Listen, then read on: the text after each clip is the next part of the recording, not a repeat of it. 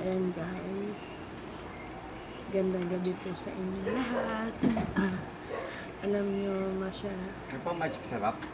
okay, meron. Isa lang po.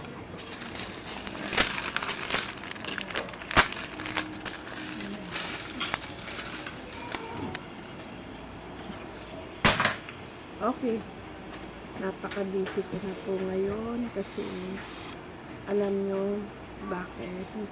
Nagluluto na po ako guys ng mga almusal at saka merienda.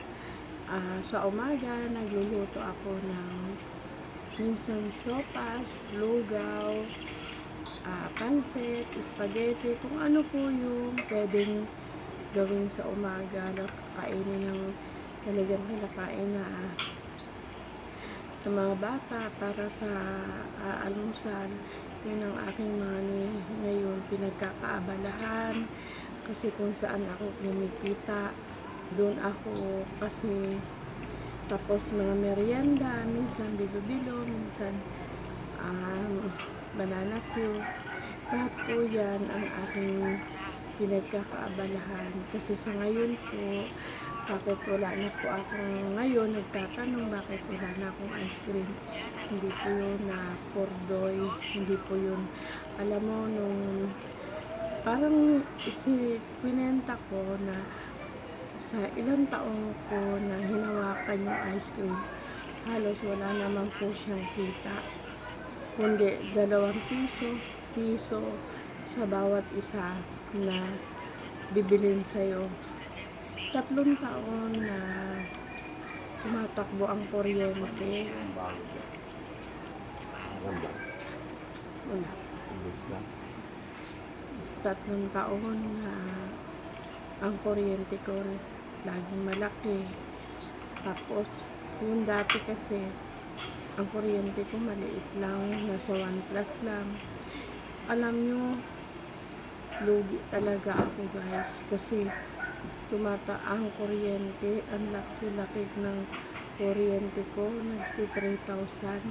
Tapos, ang kikitain mo lang, piso 2 sa ice cream. Kaya po yun po sa nagtatanong, kaya po pinull out ko ngayon dahil doon lang naman napupunta yung kinikita ko sa pati sa tindahan, doon din nahahatak po ang puhunan ng tindahan. Kaya naisipan ko na i-pull out na po yun. At saka isa pa, bakit na hindi po ako namimili at talagang inobserve ko na napakalaking kita ng tindahan ngayon, kundi 2 piso, 3 piso sa mga dilata. Hindi ka na po talaga kumikita ang tindahan, kundi nagpapagod ka lang sa mga sitserya.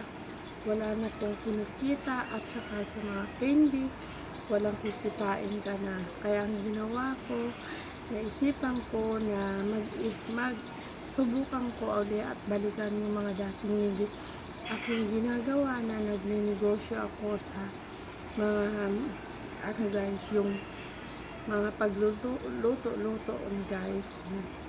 Alam nyo, napakaliit lang na puhunan. Imagine nyo guys na wala akong binitawan na puhunan.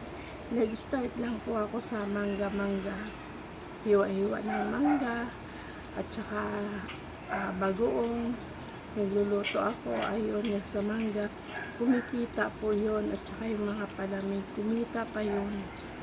Sa halagang ganun, 200 lang na palago ko. Ito ngayon, nagluto. Doon ko kinuha yung kita ko sa sa mga mangga at saka sa palamig. Pagluluto-luto ko, kumita po yun. Ayan, yun po yung hanggang sa lumago at paisa-isa. Una lugaw muna ang aking instyle ang inumpisahan. Tapos nasundan uli na ayan na sunod-sunod na yung pansit hanggang sa marami na po marami pong bumibili hanggang sa talagang na yung tubo ko doon din nagro-rolling din doon sa mga almusal at saka doon sa merienda. Alam mo guys, nagro-rolling din doon pera at saka yung ayan guys, pati yung pag linggo ay ayan mag bilo-bilo. Alam mo, ang laki ko guys ng tubo doon. Doon po kumikita ako.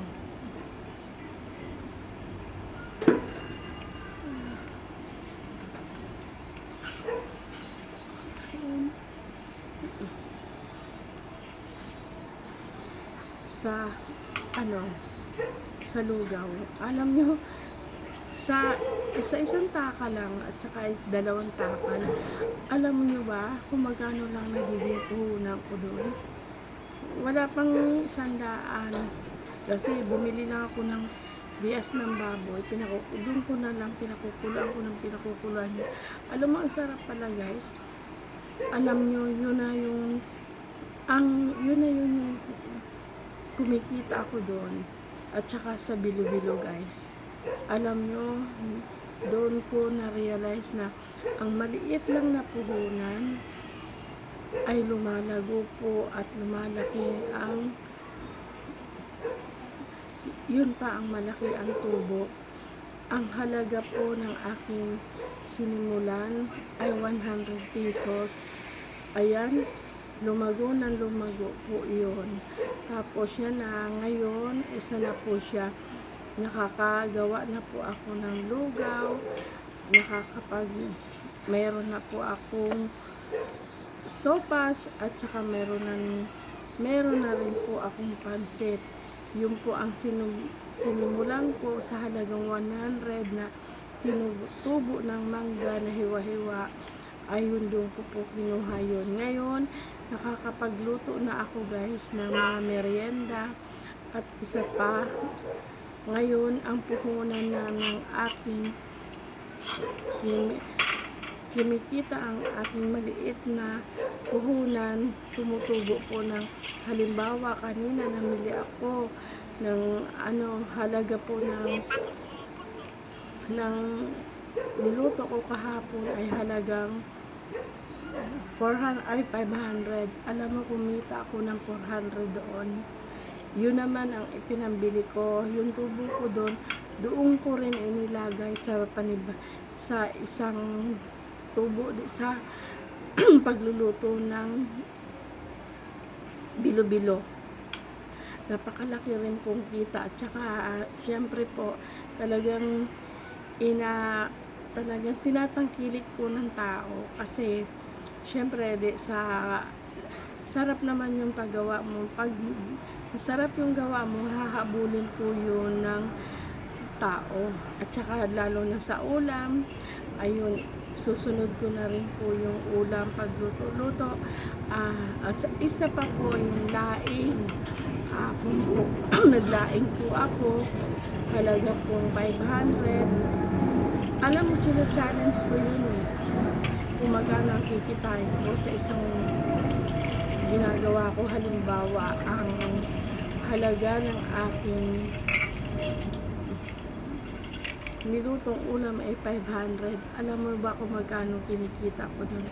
Katumbas din ng ginastos ko, yun din ang katumbas ng aking talagang pero naman napakasarap naman kasi alam mo sa aming mga Bicolana ay talagang hindi po kami naglalagay ng tubig dyan.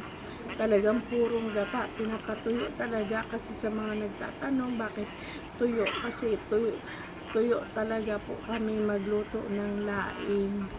Alam nyo yung doon sa pinapatuyo siya sa guys, sa nyug, kahit basta ang daming nyug yan na ginagawa ko, minsan 4, 5 nyug na malalaki. Yun ang ginagawa ko guys, para masarap pa habul-habulin ng tao. Kaya minsan hindi maiwasan na mayroon basher, kahit na masarap sabihin hindi, kasi syempre minsan mayroong mga yung tao ba. Tapos kaya yan, ayon, pinangkilik na po ng mga tao yung aking niluluto. At saka langka, at yun, doon na po sa halagang 100 na kinita ko ay nagro-rolling na ngayon sa mga sa pagtitinda ng almusal at saka merienda. May napapalago ko na po yung halagang 1,000 na yun. Kesa naman po dito sa tindahan, ang laki-laki ng nilalagay ko, may 50,000. Halos hindi na rin na nababalik. Alam nyo guys, nagkautang pa ako sa Bombay at yung po ay hindi ako bayad. Ayan, binabayaran ko po sa pamamagitan po ng pagluluto ko ng mga pagkain na almusal at saka doon po sa pagluluto ko ng merienda, yun po ang aking ibinabayad sa Bombay dahil nagkaroon po ako ng utang. Ilan? Dalawa. Ayun.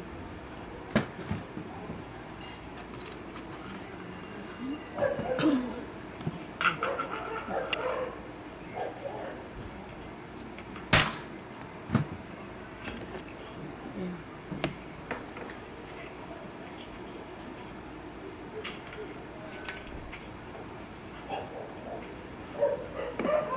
Kaya po, ayun, na tumutubo na po yun. Yung maliit halaga. Kaya alam nyo yan, ang tindahan ko, hindi ako naglagay ng lamang kasi gusto ko, paano na, sige ko lang ang lagay, sige lang ang lagay. Nung maubos yung puhunan ko, nangutang po ako sa Bombay. Ayan po, ngayon nilagay ko po lahat dito. Wala pa rin hanggang ngayon, wala pa rin ko kumita kasi magkano lang ang pinapatong mo, bibili sa mga sitsiriyang malalaki, magkano na lang po ang kikitain doon, 3 piso. Ang laki-laki po ng kanya na nilang puhunan, kaya po walang nangyayari. Kaya naisip, walang bad, wala, ubos. Ay, ubos. Ubos.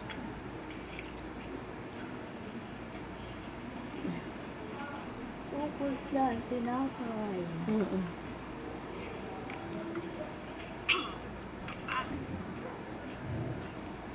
Wala rin mga ano yan, saka ko na rin lalagyan yan. Ha? Saka ko na lalagyan yan. Dito muna ako sa pagluluto ng mga Oo, almusal. kasi wala nang konti-konti lang naman ang mga tubos. Magkano lang kita sa malalaki na sitsiriya. Alam mo magkano lang kinikita ko dyan? 3 piso, be. Ay, naku. Ang laki ng puhunan, ang liit ng kita mo. Bakit 3 piso lang? Kaya naisipan ko na magluto uli ako ng ulam at saka mga merienda. Mas kumikita pa ako dun. Oo, kaysa naman sa... Oh. Oh,